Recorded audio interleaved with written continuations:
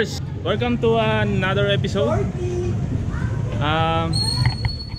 Ayun, dito ulit tayo as you can see kay Brother Bernard, ang ating malupit na mekaniko. Piniber mo? Anong nangyari dyan? Nangyari dyan? Nasagi nila siguro kahapon. Pinutol mo kasi iniklian mo. Oo, tapos duktong yan. Yan yung pala isipan sa akin. Paano niya ikabit yung ano? Yung heat guard? O yung heat guard? Alit, no? Ganda yan, pero yung hatak niya ganun pa rin. Ito yung isa sa mga gawa ni Bernard Castillo, no? Ayan, iniklian niya yung tambucho niya. Yung ano niya kasi, Gaano kalupit yan? 16 mm eh. Ganyan, Ilang mm binawas mo? 10. 10 mm? Oo. 16 Laki, mm yung bakante niyan eh. Oo, binawasan mong 10 mm. Yung pressure. So ayan, mga siyang tingnan kasi lumiit, umikli. Kumpara mo dito, ang haba. So ang purpose natin ngayon, magpapakabit tayo ng ano ba yan? Signal light ng Click, Honda Click. Papalitan natin yan. Gagawin nating signal light ng Click. Shoutout sa ating malupit steel fabricator natin, Mr. Bernard Palangka aka Bernard Castillo. So shoutout din sa ating kabragang, yeah, Banking Boy, ang ating malupit na mekaniko ng Honda. Ito, pinapaklas na agad. Gani ko ng Honda na courier na ngayon. Courier na daw siya, hindi na siya mekaniko. Ayaw nang manira ng motor. So ano, short vlog tayo ngayon, no? Titingnan lang natin yung pagkakabit ni Brother Bernard. Maganda to eh, itong Honda Click signal light. Matagal natin gusto ikabit to. Ngayon lang natin nagawa kasi ngayon lang nagka-available si Brother Bernard. Ito yun mga brothers, yung malupit nating papalit na signal light.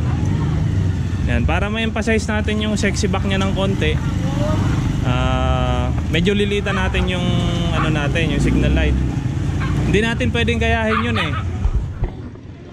Hindi natin pwedeng gayahin muna to, napakamahal. Yayabangin to eh, yayabangin. Yan, yung signal light na ganyan, yayabangin. Alang ya. Yan, Honda Click project muna tayo ngayon, Honda Click signal light. Ito kasi pang version 1 ng GTR.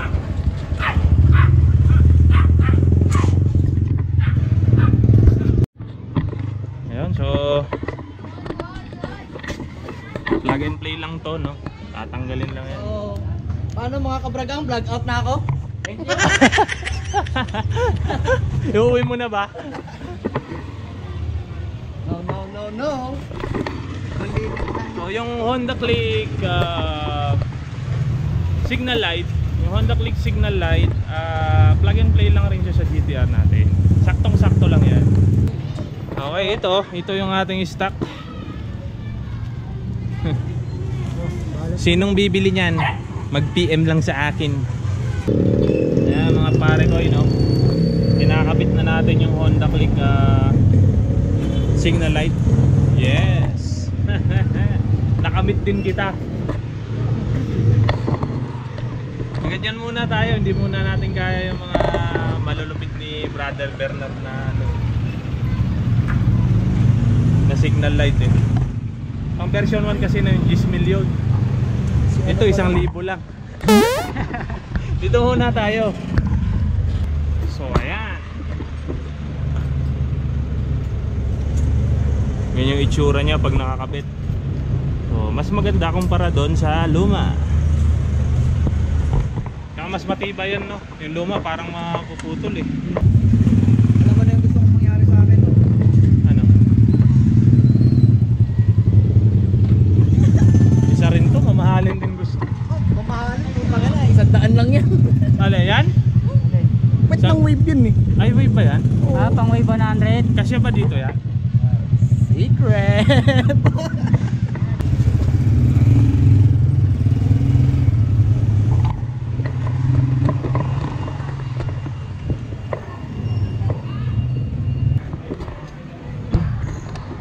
As you can see mga pare ko, no splicing, no cutting, just plug and play. Testing na ba? Testing natin. Okay, right. Wait. Yun. Left. Alright. Hazard. Okay. Magaling. Okay, magpapakabit din tayong seat damper. So, andito na yon. Pakabit na natin. Mura lang pala. So, seat damper. Magpapakabit tayo nito para hindi na natin hawak-hawak ito. Tulad niyan, tinutukuran pa. So, naapektuhan kasi siya nung nilagyan ng center box. Hindi na natin maiangat ng diretso. So, kailangan natin ng seat damper para pag nagagasolina tayo, hindi na natin hawak-hawak to. At least meron na siyang damper. Pakabit na rin natin to, bili na rin natin. Total, andito na tayo. Saan nyo na-order? Shopee? Yan, yung seat damper na yan, ma-order nyo yan sa Shopee. Mura lang yan. Tulad niya, no? Ayan. Yan. Hindi na hinahawakan. Okay. Let the installation begin.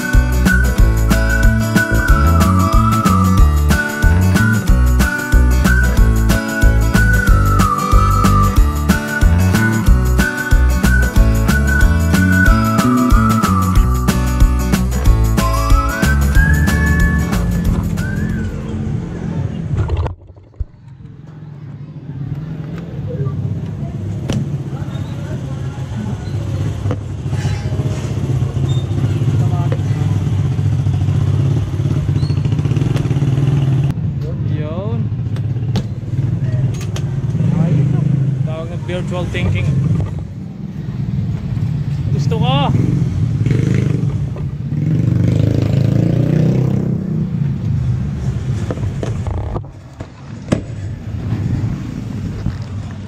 Alright. Lamig muna tayo.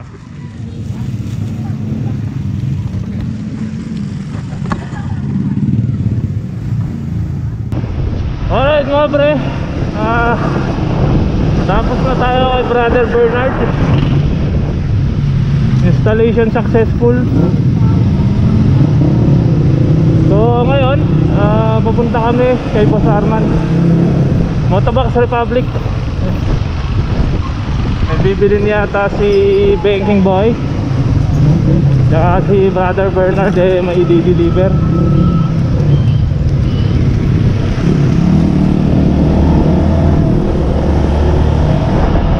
Kita-kita tayo na Motobox Republic. Alright mga pre, nandito tayo sa Motobox ulit with the gang. So Boss Kevin, may mga nagtatanong, may version 2 ka pa ba daw nung ano natin, bracket ng mini driving light for GTR? Magkakaroon yan. Tayo na tayo. Bebelo pa tayo. Ito pala si Boss Kevin, yung gumagawa ng bracket natin. So gagawa niya ng version 2 para sa inyo.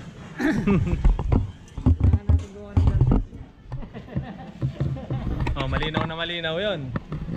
Hindi pwedeng hindi. Ito.